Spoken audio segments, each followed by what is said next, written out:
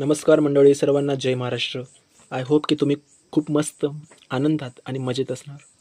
चला तर आपण आज अभ्यासाबद्दल जाणून घेऊया. आपण आज शिकणार आहोत इंग्रजीमधील क्रियापद.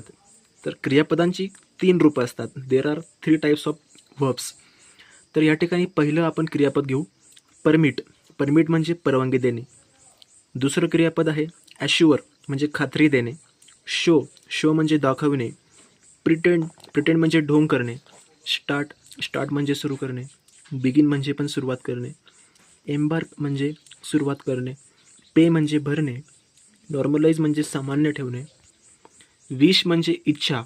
कन्झ्युम म्हणजे सेवन करणे. डिक्लेअर म्हणजे घोषित करणे. डिस्टर्ब म्हणजे व्यत्यय करणे किंवा व्यत्यय आणणे. डिस्ट्रीब्यूट म्हणजे विभागणी करणे. कोऑपरेट म्हणजे सहकार्य करणे. कम टुगेदर म्हणजे एकत्र येणे. कन्सिडर म्हणजे विचारात घेणे. रिगार्ड म्हणजे मानणे. सपोज म्हणजे गृहीत धरणे. ॲझ्युम म्हणजे मानणे. रिमेंबर म्हणजे आठविणे. रिमाइंड म्हणजे आठवण करून देणे. रिकॉल म्हणजे स्मरणे. परसिस्ट म्हणजे चिटकून राहणे. फायनलाइज म्हणजे अंतिम रूप. स्टॅबिलाइज म्हणजे स्थिर करणे. लॉज म्हणजे गमावणे. लूज म्हणजे ढिला करणे. थ्रो म्हणजे फेकणे. स्प्रिंग म्हणजे मुरगळणे. कट म्हणजे कापणे. मित्रांनो, ही क्रियापदे लक्षात ठेवा. आपण आज 30 क्रियापद याबद्दल जाणून घेतलं.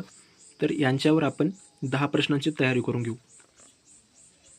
धन्यवाद मित्रांनो. Thank you for watching video.